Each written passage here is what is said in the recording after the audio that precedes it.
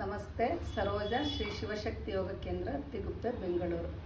ಬಾಣಂತಿಯರಲ್ಲಿ ತಲೆನೋವು ಏನಕ್ಕೆ ಬರುತ್ತೆ ಅಂತ ಹೇಳಿ, ಈಗ ಹೆರಿಗೆ ನಂತರ ಏನಾಗುತ್ತೆ ಅಂತಂದರೆ, ನೀವು ಕಾಟನ್ ಇಟ್ಕೊಳ್ಳೋದಿಲ್ಲ, ಕಿವಿ ಥಂಡಿ ಗಾಳಿ ಹೋಗುತ್ತೆ, ಅದರಿಂದ ಮೈಗ್ರೇನು ಸೈನಸ್ ಎಲ್ಲ ಬರುತ್ತೆ. ತಕ್ಷಣಕ್ಕೆ ಗೊತ್ತಾಗೋದಿಲ್ಲ, ಅದು ಮುಖ ಎಲ್ಲ ಊದ್ಕೊಂಡಂಗೆ ಆಗಿರುತ್ತೆ.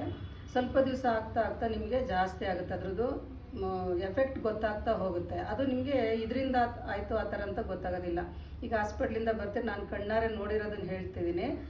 ಹೇಗೆ ಸುಮ್ಮನೆ ಅದೇ ಥರ ನಾರ್ಮಲಾಗಿ ಬಟ್ಟೆ ಹಾಕ್ಕೊಳ್ಳೋದು, ಕಿವಿ ಕಾಟನ್ ಇಟ್ಕೊಂಡಿರಲ್ಲ, ಕೂದಲು ಬಿಟ್ಕೊಂಡು ಬಂದಿರ್ತೀರ, ಸ್ವೆಟ್ರ್ ಹಾಕ್ಕೊಂಡಿರೋದಿಲ್ಲ, ಏನಾಗುತ್ತೆ, ಥಂಡಿ ಗಾಳಿ ನಮ್ಮ ಶರೀರಕ್ಕೆ ಹೋಗುತ್ತೆ. ಮನಸ್ಸು ಶರೀರ ಎರಡೂ ತುಂಬ ಸೂಕ್ಷ್ಮವಾಗಿರುತ್ತೆ ಹೆರಿಗೆ ನಂತರ. ಅದನ್ನು ನಾವು ಕಾಪಾಡ್ಕೋಬೇಕು, ಸರಿಯಾಗಿ ಕಾಟನ್ ಇಟ್ಕೋಬೇಕು, ಮತ್ತು ಬಟ್ಟೆ ಕಟ್ಕೋಬೇಕು ತಲೆಗೆ. ಇಲ್ಲಾಂದರೆ ಮಂಕಿ ಕ್ಯಾಪ್ ಅಂತ ಇವಾಗ ಯಾರೂ ಹಾಕ್ಕೊಳ್ಳೋದಿಲ್ಲ, ಅದೆಲ್ಲ ಔಟ್ ಆಫ್ ಫ್ಯಾಷನ್ ಅಂತ ಹೇಳ್ತೀರ ನೀವು. ಆದರೆ ಅದರಷ್ಟು ಬೆಚ್ಚಗಿರೋದು ಇನ್ಯಾವುದೂ ಇಲ್ಲ. ಬಟ್ಟೆ ಕಟ್ಕೊಂಡ್ರು ನಿಮ್ಗೆ ಅಷ್ಟು ಬೆಚ್ಚಗೆ ಬರೋಲ್ಲ, ಅಷ್ಟು ಚೆನ್ನಾಗಿರುತ್ತೆ ಮಂಕಿ ಕ್ಯಾಪು ಬಾಣಂತಿಯರಿಗೆ. ಮತ್ತು ಶೀತದ ಟೈಮಲ್ಲಿ ಅದನ್ನು ಹಾಕ್ಕೊಳ್ಳೋದು ಒಳ್ಳೆಯದು. ಈ ಥರ ಬೆಚ್ಚಗಿದ್ದಾಗ ಏನಾಗುತ್ತೆ, ನಿಮಗೆ ಕಾಯಿಲೆಗಳು ಕಡಿಮೆ ಬರುತ್ತೆ.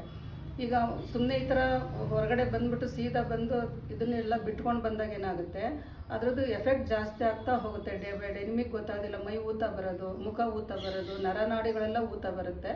ಇದನ್ನೆಲ್ಲ ನೀವು ಪ್ರಿಕಾಷನ್ಸ್ ತೊಗೊಂಡ್ರೆ ನೀವು ಮುಂದಕ್ಕೆ ಆರೋಗ್ಯವಾಗಿರ್ಬೋದು. ಇದನ್ನ ಇನ್ನೊಂದೆರಡು ಸುಮಾರಿದೆ, ಇದರಲ್ಲಿ ಟಿಪ್ಸ್ಗಳು ಹೇಳ್ತೀನಿ ನಾನು ನೆಕ್ಸ್ಟ್ ವಿಡಿಯೋದಲ್ಲಿ. ಇದೆಲ್ಲರೂ ಆರೋಗ್ಯ ಕಾಪಾಡ್ಕೊಳ್ಳಿ ಅಂತ ದೃಷ್ಟಿಯಿಂದ ನಾನು ಇದನ್ನು ಹಾಕ್ತಾಯಿದ್ದೇನೆ. ಇದು ನಿಮ್ಗೆ ಇಷ್ಟ ಇದ್ದರೆ ನೀವು ತಗೊಳ್ಳಿ ಇದನ್ನು, ಈ ಟಿಪ್ಸ್ನ. ಇಲ್ಲ ಅಂದರೆ ಬಿಡಿ, ನಾನು ಯಾರಿಗೂ ಕಂಪಲ್ಸರಿ ಹೀಗೆ ಇರಬೇಕು ಅಂತೆಲ್ಲ. ನೀವು ಎಷ್ಟು ಆರೋಗ್ಯವಾಗಿರ್ತೀರ, ಅಮ್ಮಂದ್ರೆ ಹೇಳಿದಾಗ ನೀವು ಕೇಳಬೇಕು.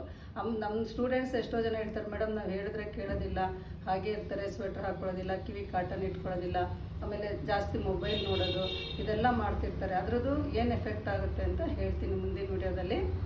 ನಮಸ್ತೆ.